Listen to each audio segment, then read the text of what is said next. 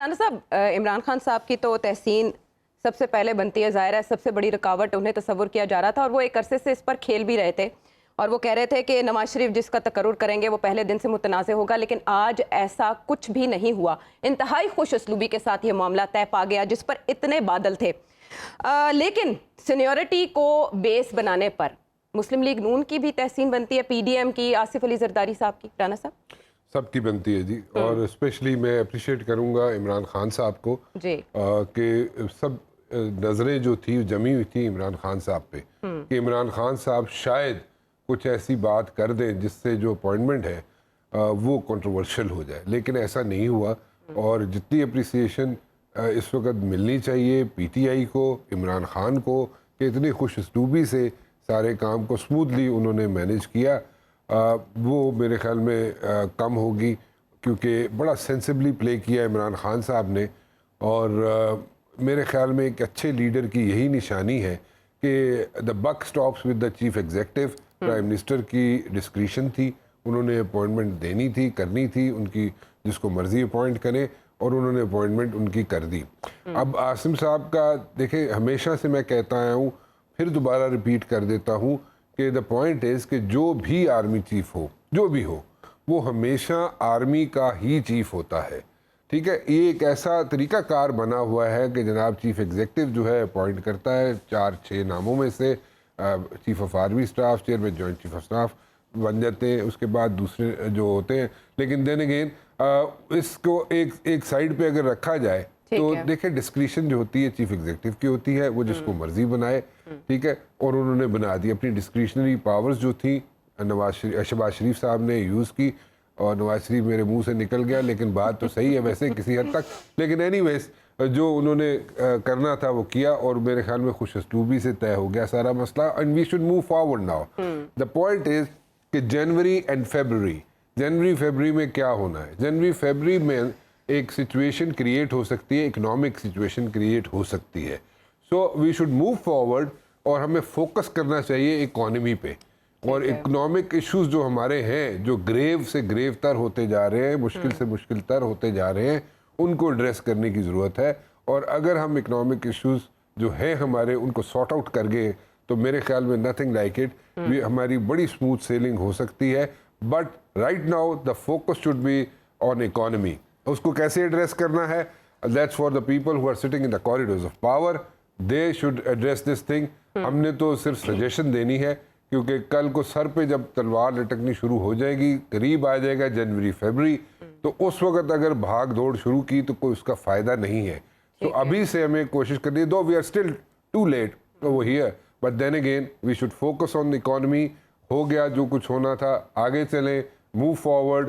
And if Imran Khan साहब thinks कि early elections होने चाहिए, and if the PDM thinks कि अर्ली इलेक्शन करवा लेने चाहिए, क्योंकि हर चीज़ खुश उसलूबी से तय हो रही है, तो अगर 2 महीने पहले असेंबली के टेन्योर ख़त्म होने से पहले, या 2 महीने से 3 महीने पहले कर दिए जाएं, अगर इलेक्शंस करवा दिए जाएं, तो there is nothing wrong with it. कोई फ़र्क नहीं पड़ेगा, और एक विन विन सिचुएशन हो जाएगी दोनों की, PDM की भी और इमरान खान साहब की भी।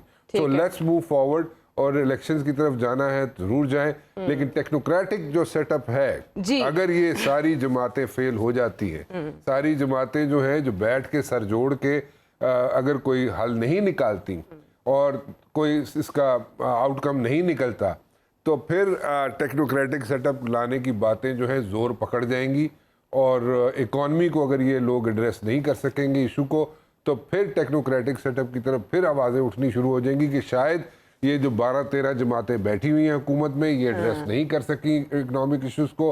तो let's go for a technocratic setup. साल के लिए रख ले, जो people who are expert in their like fields, उनको लेके आए, वो चलाए मुल्क, और उसके बाद इलेक्शंस कराए। सो वो मेरे ख्याल में नौबत नहीं आनी चाहिए, और पहले ही जनाब इलेक्शंस हो या जो भी हो, इकोनॉमी को एड्रेस करें। ये सारे फार्मूले डिस्कस होते रहते हैं, लेकिन एक ऐसा मामला जिसको सारी पॉलिटिकल पार्टीज ने अपनी सियासी बका का मसला बनाया हुआ था, वो मामला वो स्पीड ब्रेकर गुजर गया। अब जो इंतखाबात की तरफ जाना होगा, हारून साहब कह रहे हैं कि ज़्यादा इंतज़ार करने में भी हर्ज नहीं है। इमरान खान साहब भी कह चुके हैं कि वो 1 साल तक भी इंतज़ार कर चुके, तो कर सकते हैं। तो ये हफ्ते वाले दिन जब वो लॉन्ग मार्च के लिए निकलेंगे, तो इससे पहले तो वो मुतालबा इलेक्शन की तारीख का कहीं और करते रहे हैं, अभी भी वही मुतालबा करेंगे? डेफिनेटली जी, वही मुतालबा होगा उनका, वहीं पे वही मुतालबा होगा। लेकिन अब किरदार सियासी नहीं है। नहीं, बट देन अगेन ऑफिस तो वही है, ठीक है ना जी। तो वो पुश कर रहे हैं और उसी चीज़ को पुश कर रहे हैं इमरान खान कि जी मुझे अर्ली इलेक्शन चाहिए या पहले इलेक्शन करवाएं आप, और उनके मुताबिक सारी चीज़ों का क्राइसिस का हल जो है वो इलेक्शंस है, ठीक है। अब इसमें भी एक बहस शुरू हो सकती है, इसमें भी बहस की जा सकती है कि जो मौजूदा हुक्मरान बैठे हुए हैं, जब ये इमरान खान हुकूमत के अंदर थे तो वो कहते थे जी हम आके सारी चीज़ें ठीक कर देंगे, everything is going to be hunky dory. लेकिन जब ये लोग आए तो इन्होंने आके जिस तरीके से जब बैठे आके कुर्सी पे, तो इन्हें समझ आई कि किन्ने भी दा सो होता है, ठीक है। इनसे कोई चीज़ सीधी नहीं हो सकी पीडीएम वालों से, ठीक है जी।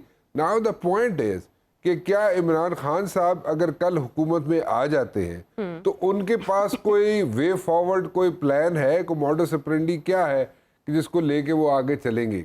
उनके पास कोई प्लान होना चाहिए ना, क्योंकि पीपल वांट टू नो, ठीक है। उनका ग्राफ ऊपर जा रहा है इमरान खान साहब का, लोग उनके साथ है, उनके पास पॉपुलर लीडर है वो, लेकिन लोग ये भी जानना जरूर चाहेंगे कि जनाब उनके पास प्लान क्या है, what is the way forward, इस क्राइसिस में से, इकोनॉमिक क्राइसिस में से निकलने के लिए क्या प्लान है। अब ये कहा जाए कि जनाब पॉलिटिकल क्राइसिस था और उसको जनाब उसको ख़त्म कर दिया गया और अब इकोनॉमिक क्राइसिस नहीं रहेगा, ठीक है, किसी हद तक दुरुस्त है ये बात, बट देन अगेन कोई वे फॉरवर्ड हमें भी पता चलना चाहिए, लोगों को भी पता चलना चाहिए, ताकि उनको एक सुख का सांस मिले, they should have a sigh of relief. सो वो क्या है वो भी हम जानना चाहेंगे। वो ये है ना कि वो कहते हैं 2/3 मेजोरिटी, फिर उसके साथ आप फैसले कर पाते हैं। इमरान खान साहब की मकबूलियत देखते हुए आप समझते हैं कि वो ये टारगेट, ये हदफ हासिल कर लेंगे?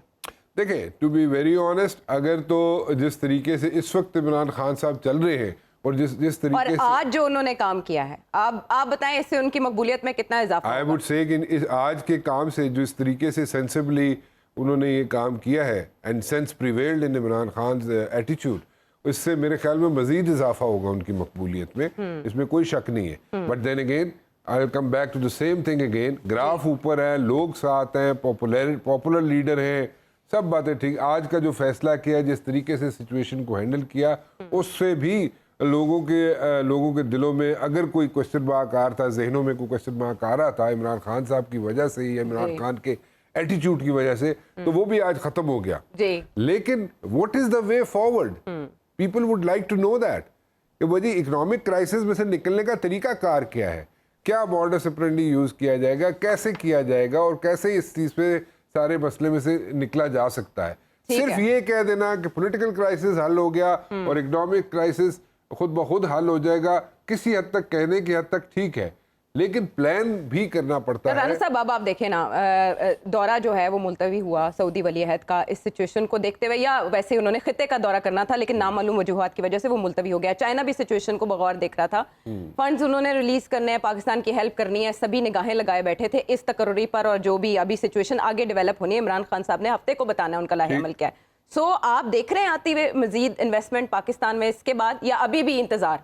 देखें, ये सब सारी दुनिया की नज़रें लगी हुई थी इस वक्त, इसमें कोई शक नहीं है। हमारे रीजन में जो कंट्रीज हैं उनकी जो नज़रें लगी हुई थी हमारी सिचुएशन पे, इंटरनल सिचुएशन पे और इस अपॉइंटमेंट पे भी, बट देन अगेन वो लोग हेल्प करेंगे या नहीं करेंगे, मेरे ख्याल में इस बहस से हमें बाहर निकलना चाहिए अब। अच्छा, तो क्या करना चाहिए? आउट ऑफ द बॉक्स अपने आइडियाज लाने चाहिए?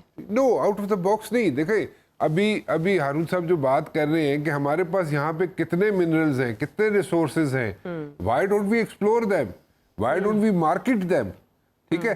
और हमें उनको एक्सप्लोर करने की जरूरत है, उनको मार्केट करने की जरूरत है, और हमें किसी ने हमारे हाथ नहीं रोके हुए कि नहीं जी आप ना एक्सप्लोर करें या आप इसको मार्केट ना करें। Nobody is stopping us, these are our own resources.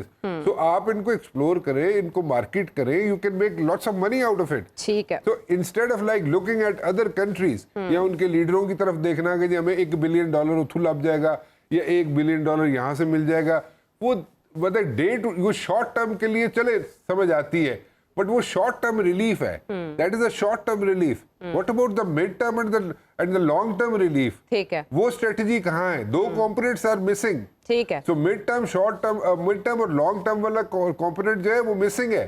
जब तक थ्री प्रॉन स्ट्रेटजी नहीं होगी, short term, mid term and long term, वो स्ट्रेटजी हमेशा कामयाब नहीं होती, हमेशा नाकाम होती है। बिल्कुल ठीक है।